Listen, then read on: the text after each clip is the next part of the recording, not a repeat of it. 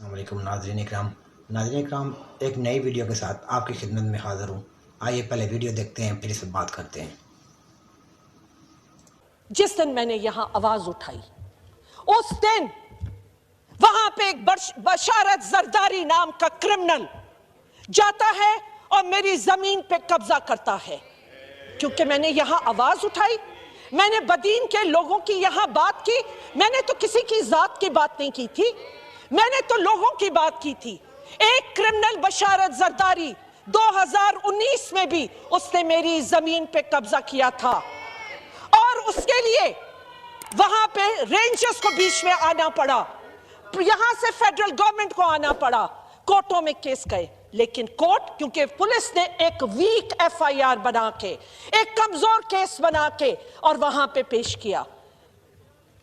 ये मैं कोर्टों को बताना चाहती हूं, जब आप क्रिमिनल्स को ऐसे आजाद करते हैं। एक दफा फिर उस शख्स ने मेरी जमीनों पे वहां पे अटैक किया। भाई, आपका पेट भरता है किसी तरह? क्या चाहते हैं? किसी के हलाल की रोजी भी ना रहे? आपका वो क्रिमिनल रहता है पेगरो शुगर मिल में, उसके पास जो वेपन्स है, पुलिस का एतराफ है कि उनके पास वो वेपन्स नहीं है जो उस बशारत जरदारी के पास है। और बैकग्राउंड निकलवाइए, गूगल करके देखिए कि वो कौन शख्स है।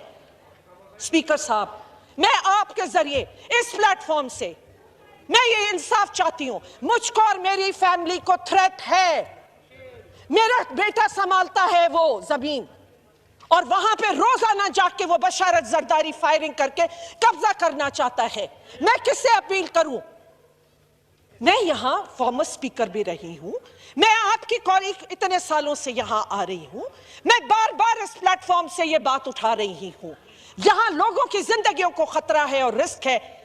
आप प्यासा, भूखा, बीमारी, 20 बच्चे आज कुत्तों के केस में एक दिन के वो हैं। आप तो लाड़काना को इंसाफ नहीं दे सके हैं, आप बात करते। स्पीकर साहब, मैं एक दफा फिर आपके और प्राइम मिनिस्टर को इनको बताती हूं कि मेरे और मेरे खानदान की जिंदगी को थ्रेट है। जब तक ये क्रिमिनल बशारत जरदारी को जो वहां स्टैब्लिश किया गया है, जो लोगों से भत्ते ले रहा है, क्रिमिनल एक्टिविटीज कर रहा है, जब तक ये ऐसे लोगों को वहां जाएगा, हर सिंध के डिस्ट्रिक्ट के क्रिमिनल के हवाले कर दी गई है।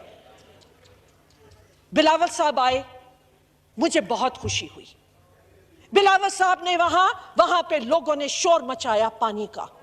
मुझे बहुत खुशी हुई कि उस पे कहा गया कि मिनिस्टर इसका जवाब दे और नहीं जवाब देगा तो उसको निकाला जाएगा। मैं, क्योंकि उनकी वो वीडियो चली है और उन्होंने कहा है, मैं चाहूंगी वो यहां भी ये कमिटमेंट दें। अगर उन्होंने चोरी करवाई है और ये 19 इलीगल कनेक्शन निकलवाए हैं, दिए हैं, इलेक्शन की वायोलेशन की है, तो वो उस मिनिस्टर के ऊपर क्या एक्शन लेंगे? जो सारे खाती के पैसे खा गया, जो सारी इरिगेशन डिपार्टमेंट पानी लाइफलाइन है हमारी, जिंदगी मौत उससे जुड़ी हुई है। हमने ये नहीं चाहा था कि यहाँ आप इस अवामी इशू को एड्रेस करने के बजाय एक ऐसा माहौल क्रिएट करें जहाँ ज़ाती रंजिशें, ख़ानदानी मसाइल एक इस ऐवान के अंदर डिस्कस होना शुरू हो जाएं। यहाँ पर जो मिनिस्टर सूबाई हैं मौजूद नहीं हैं, उनके ऊपर जिस तरीके के गलत इल्ज़ामात लगाए गए वो नामुनासिब हैं। यहाँ मौजूद अगर ऑनरेबल बिलावल भुट्टो जरदारी साहब मौजूद नहीं हैं तो उनका नाम लेना भी नामुनासिब था। जहां तक पानी की शॉर्टेज का मसला है सर, वो एक बड़ा बुनियादी इशू है। हम यहाँ लोन माफ कराने की बातें नहीं कर रहे हैं, हम यहाँ पानी के इशू पर बात कर रहे हैं। हम लिंक कनाल्स को शॉर्टेज के दौरान ना खोले जाने की बात कर रहे हैं। हम ये बात कर रहे हैं कि सिंध के साथ इस वक्त नाइंसाफी हो रही है। हम ज़राअत के लिए मर गए हैं, हमारे पास पीने को पानी नहीं। आज भी कोई जाती सियासत करता है सर, 600 वोट लेकर अगर आपकी सियासत नाकाम हुई तो वो पाकिस्तान पीपल्स पार्टी की वजह से नहीं हुई है। पाकिस्तान पीपल्स पार्टी ने खिदमत की है। मैंने सांगड़ में इलेक्शन लड़ा है, मैंने वहां के बुत गिराए हैं और सिर्फ पीपल्स पार्टी के झंडा लहरा कर गिराए हैं। वहां पर हमने झूठे वादे नहीं किए हैं, हम लोगों के साथ खड़े हुए हैं। सैलाब हो, कहत हो, बारिश हो, कोई भी सिचुएशन हो sir, this is not the way. I take exception to the behaviour. यहाँ पर इस तरीके की बात मिनिस्टर पे एक्शन लेंगे, मुझे बहुत खुशी हुई, मैंने तो तारीफ की है। और दूसरी चीज, आपने बात की कि सिंध का मसला है, ऐसा नहीं है। मैंने लाड़काना में कुत्तों के बच्चों के मरने की बात की। मैंने